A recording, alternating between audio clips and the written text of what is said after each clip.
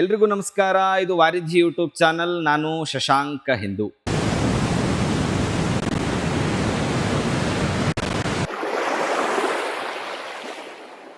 ಕರಾವಳಿ ಅಂತ ಹೆಸರು ಕೇಳಿದ ತಕ್ಷಣ ನೆನಪಾಗೋದು ಸುಂದರ ಸಮುದ್ರ, ರುಚಿ ರುಚಿಯಾದ ಸಮುದ್ರ ಖಾದ್ಯ, ಸುಂದರ ಭಾಷೆ, ಬುದ್ಧಿವಂತರ ನಾಡು, ಯಕ್ಷಗಾನ, ಭೂತಕೋಲ, ಕಂಬಳ, ಹೀಗೆ ಅನೇಕ ವೈವಿಧ್ಯತೆ ಕಾಣಿಸುತ್ತೆ. ಹಾಗೆ ಒಳಹೊಕ್ಕು ನೋಡಿದ್ರೆ ಹಿಂದುತ್ವದ ಭದ್ರಕೋಟೆ, ಭೂಗತ ಲೋಕದ ನಂಟು, ಕೋಮುದಂಗೆ, ಉಗ್ರರ ನಂಟು, ಹೀಗೆ ಹಲವು ವಿಷಯಗಳು ತೆಗೆದುಕೊಳ್ಳುತ್ತೆ. ಅದರಲ್ಲೂ ಅತಿ ಸೂಕ್ಷ್ಮ ಕೋಮುಗಲಭೆ ಪ್ರದೇಶ ಅಂತ ಹುಡುಕಿದ್ರೆ ಮಂಗಳೂರಿನ ಹೆಸರು ಮುಂಚೂಣಿಯಲ್ಲಿ ಬರುತ್ತೆ. ಕರಾವಳಿ ಅದೆಷ್ಟೋ ರಕ್ತ ಚರಿತ್ರೆಗಳನ್ನು ಕಂಡಿದೆ. ಅದರಲ್ಲೂ ಕೋಮುಗಲಭೆ ಪ್ರತೀಕಾರದ ವಿಷಯದಲ್ಲಿ ಅದೆಷ್ಟೋ ಹೆಣಗಳು ಬಿದ್ದಿವೆ. ಈ ಹಿಂದೂ ಮುಸ್ಲಿಂ ಸಂಘರ್ಷಕ್ಕೆ ಕೊಲೆ ಆಗ್ತಿರೋದು ಇದೇ ಮೊದಲೇನೂ ಅಲ್ಲ. 1976ರಿಂದ ದಕ್ಷಿಣ ಕನ್ನಡ ಜಿಲ್ಲೆ ಸುಮಾರು 49 ಕೊಲೆಗಳಿಗೆ ಸಾಕ್ಷಿಯಾಗಿ ನಿಂತಿದೆ. 1976ರಲ್ಲಿ ಕಲ್ಲಡ್ಕಾದ ಪತ್ರಕರ್ತ ಇಸ್ಮಾಯಿಲ್ ಎಂಬುವವರ ಕೊಲೆಯಾಗುತ್ತೆ. ಈ ಕೊಲೆ ಹಿಂದೆ ಆಗಿನ ಜನಸಂಘ ನಾಯಕರ ಕೈವಾಡ ಇದೆ ಅನ್ನೋ ಗಾಳಿ ಸುದ್ದಿಯೂ ಕೂಡ ಇದೆ. ಇದಕ್ಕೆ ಪ್ರತಿಯಾಗಿ 1978ರಲ್ಲಿ ಕನ್ನಡ ದಿನಪತ್ರಿಕೆಯ ಸಂಪಾದಕರಾದ ರಾಘವೇಂದ್ರ ಎಂ ನಗೋರಿಯವರನ್ನ ಹಂಪನಕಟ್ಟೆಯ ಅವರ ಪ್ರಿಂಟಿಂಗ್ ಪ್ರೆಸ್ ಸಮೀಪವೇ ಬರ್ಬರವಾಗಿ ಹತ್ಯೆ ಮಾಡಲಾಗುತ್ತೆ. ಈ ಕೊಲೆಯ ನಂತರ ಕರಾವಳಿಯಲ್ಲಿ ವಾರಕ್ಕೂ ಹೆಚ್ಚು ಕಾಲ ಕರ್ಫ್ಯೂ ಆದೇಶ ಕೊಡಲಾಗುತ್ತೆ. ಈ ಕೊಲೆ ಇಸ್ಮಾಯಿಲ್ ಅವರ ಕೊಲೆಗೆ ಪ್ರತೀಕಾರವಾಗಿ ನಡೆದ ಕೊಲೆ ಅನ್ನೋ ವದಂತಿ ಕೂಡ ಇರುತ್ತೆ. ಹೀಗೆ ಕರಾವಳಿಯಲ್ಲಿ ಆರಂಭವಾದ ಪ್ರತೀಕಾರದ ಕಿಚ್ಚು ಇನ್ನೂ ಕೂಡ ನಿಂತಿಲ್ಲ.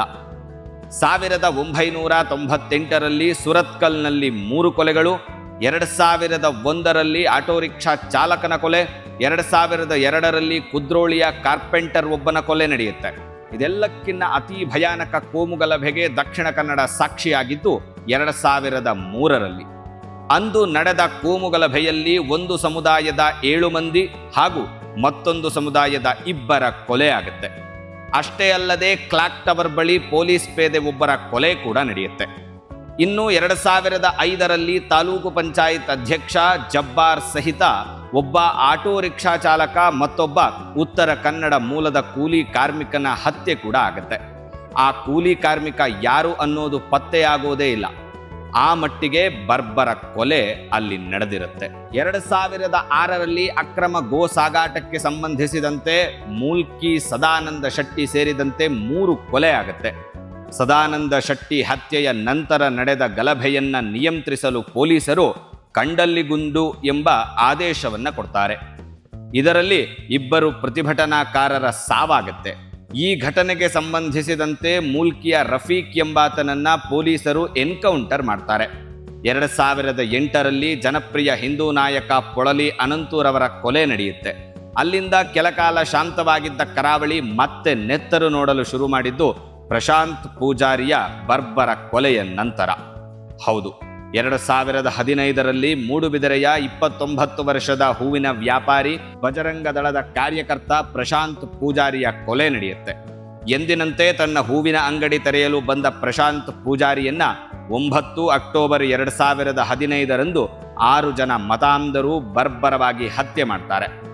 ಘಟನೆಗೆ ಸಂಬಂಧಿಸಿದಂತೆ ಪೊಲೀಸರು 29 ಅಕ್ಟೋಬರ್ 2015ರಂದು 10 ಜನರನ್ನ ಬಂಧಿಸ್ತಾರೆ. ಅಕ್ರಮವಾಗಿ ಗೋಹತ್ಯೆ ನಡೆಸುವುದನ್ನ ವಿರೋಧ ಮಾಡಿದ್ದಕ್ಕಾಗಿ ಪ್ರಶಾಂತ್ ಪೂಜಾರಿಯ ಹತ್ಯೆ ನಡೆದಿರುತ್ತೆ. ಇದರ ನಡುವೆ ಪ್ರಮುಖ ಆರೋಪಿ ಮೊಹಮ್ಮದ್ ಇಮ್ತಿಯಾಜ್ ಇನ್ನೇನು ದುಬೈಗೆ ಪಲಾಯನ ಮಾಡಬೇಕು ಅನ್ನೋಷ್ಟರಲ್ಲಿ ಪೊಲೀಸರು ಆರೋಪಿಯನ್ನ ಮುಂಬೈ ವಿಮಾನ ನಿಲ್ದಾಣದಲ್ಲಿ ಬಂಧಿಸ್ತಾರೆ. ಕೊಲೆ ಮಾಡಿ ವಿದೇಶಕ್ಕೆ ಪರಾರಿಯಾಗಲು ಆತನಿಗೆ ಯಾವ ಮಟ್ಟಿಗೆ ವಿದೇಶಿ ಹಣ ಹರಿದು ಬಂದಿರಬಹುದು ನೀವೇ ಯೋಚನೆ ಮಾಡಿ. ಇದೆಲ್ಲದರ ನಡುವೆ ಪ್ರಶಾಂತ್ ಪೂಜಾರಿಯ ಕೊಲೆಯನ್ನ ಕಣ್ಣಾರೆ ಕಂಡಿದ್ದ ಪ್ರಮುಖ ಸಾಕ್ಷಿದಾರ ಮುಂದಿನ ಅಂಗಡಿಯ ಎಳನೀರು ವ್ಯಾಪಾರಿ 60 ವರ್ಷದ ವಾಮನ ಪೂಜಾರಿ ಅನ್ನುವವರು. ಅವರು 14ನೇ ತಾರೀಕು ಇದ್ದಕ್ಕಿದ್ದಂತೆ ಕಾಣೆಯಾಗ್ತಾರೆ. ಅವರು ಪತ್ತೆಯಾಗಿದ್ದು ಮಾರನೆಯ ದಿನ ಅದು ಹೆಣವಾಗಿ ಅವರ ಕೊಲೆ ಕೂಡ ಆಗಿರುತ್ತೆ. ಘಟನೆಗೆ ಸಂಬಂಧಿಸಿದಂತೆ ಅವರಿಗೆ ಸಾಕ್ಷಿ ಹೇಳದಿರಲು ಪಾಕಿಸ್ತಾನ ಹಾಗೂ ಅನೇಕ ವಿದೇಶಿ ನಂಬರ್ಗಳಿಂದ ಬೆದರಿಕೆ ಕರೆಗಳು ಬಂದಿದ್ದವು ಅಂತ ಆಗಿನ ಸಂಸದ ನಳಿನ್ ಕುಮಾರ್ ಕಟೀಲ್ ಗಂಭೀರ ಆರೋಪವನ್ನು ಮಾಡ್ತಾರೆ. ಅದಾದ ನಂತರ BC ರೋಡ್ನಲ್ಲಿ ಶರತ್ ಮಡಿವಾಲ್, ಸೂರತ್ಕಲ್ನಲ್ಲಿ ದೀಪಕ್ ರಾವ್ ಅನ್ನೋ ಹಿಂದೂ ಕಾರ್ಯಕರ್ತರ ಬರ್ಬರ ಕೊಲೆ ನಡೆಯುತ್ತೆ. ಪ್ರತಿಯಾಗಿ ಕೊಟ್ಟಾರ ಚೌಕದ ಬಶೀರ್, ಬೆಂಜನ ಪದವಿಯಲ್ಲಿ ಅಶ್ರಫ್ ಕಲಾಯಿ ಅನ್ನುವವರ ರಕ್ತವನ್ನ ಕರಾವಳಿ ನೆಲ ನೋಡುತ್ತೆ. 2022 ಸುಳ್ಯ ತಾಲೂಕಿನಲ್ಲಿ ಪ್ರವೀಣ್ ನೆಟ್ಟಾರು ಕೊಲೆ ನಡೆಯುತ್ತೆ. ಈ ಕೊಲೆ ದೇಶದಾದ್ಯಂತ ಸಂಚಲನ ಸೃಷ್ಟಿ ಮಾಡುತ್ತೆ. ಅಂದಿನ ಬಿಜೆಪಿ ರಾಜ್ಯಾಧ್ಯಕ್ಷರಾದ ನಳಿನ್ ಕುಮಾರ್ ಕಟೀಲ್ ರವರ ತಲೆದಂಡವೂ ಆಗುತ್ತೆ. ಪ್ರವೀಣ್ ನೆಟ್ಟಾರು ಕೊಲೆಗೆ ಪ್ರತಿಯಾಗಿ ಸುರತ್ಕಲ್ನಲ್ಲಿ ಫಾಜಿಲ್ ಅನ್ನುವವನ ಕೊಲೆಯೂ ಕೂಡ ನಡೆಯುತ್ತೆ. ಹೀಗೆ ಶುರುವಾದ ಕರಾವಳಿಯ ರಕ್ತ ಚರಿತ್ರೆ ಇಂದು ಸುಹಾಸ್ ಶೆಟ್ಟಿ, ರೆಹಮಾನ್ ಕೊಲೆವರೆಗೂ ಬಂದು ನಿಂತಿದೆ. ಇದರಲ್ಲಿ ಬಹುತೇಕ ಕೊಲೆ ನಡೆದಿರೋದು ಹಿಂದೂ ಕಾರ್ಯಕರ್ತರದ್ದು. ಇದಕ್ಕೆ ಪ್ರತೀಕಾರವಾಗಿ ನಡೆದಿದ್ದು ಮುಸ್ಲಿಮರ ಕೊಲೆ. ಇನ್ನೂ ಕೊಲೆಯಾದ ಹೆಚ್ಚಿನವರು ಹಿಂದೂ ಸಂಘಟನೆಯಲ್ಲಿ ಗುರುತಿಸಿಕೊಂಡವರು, ಅಕ್ರಮ ಗೋಸಾಗಾಟ, ಅಕ್ರಮ ಗೋಹತ್ಯೆ ವಿರೋಧಿಸಿದವರು ಅನ್ನೋದು ಪ್ರಮುಖ ಅಂಶ.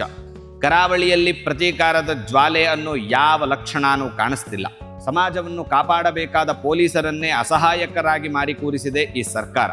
ಒಂದು ಸಮುದಾಯದ ಓಲೈಕೆಗೆ ನಿಂತಿರೋ ಸರ್ಕಾರ ಮತ್ತೊಂದು ಸಮುದಾಯದ ಕೆಂಗಣ್ಣಿಗೆ ಗುರಿಯಾಗಿರೋದಂತೂ ಸತ್ಯ. ಇದಾಗಿತ್ತು ಈ ವಿಡಿಯೋದ ವಿಚಾರ. ನಿಮಗೆ ಈ ವಿಡಿಯೋ ಹೇಗನ್ನಿಸ್ತು ಕಮೆಂಟ್ ಮಾಡಿ, ಮತ್ತು ನೀವಿನ್ನೂ ಕೂಡ ನಮ್ಮ ಚಾನಲನ್ನು ಸಬ್ಸ್ಕ್ರೈಬ್ ಮಾಡಿಲ್ಲ ಅಂತ ಹೇಳಿದ್ರೆ ಈ ಕೂಡಲೇ ಸಬ್ಸ್ಕ್ರೈಬ್ ಮಾಡಿ, ಮತ್ತು ನಮ್ಮೆಲ್ಲ ವಿಡಿಯೋಸ್ಗಳನ್ನು ಲೈಕ್ ಮಾಡಿ, ಕಮೆಂಟ್ ಮಾಡಿ ಮತ್ತು ಶೇರ್ ಮಾಡಿ. ಜೈ ಶ್ರೀರಾಮ್.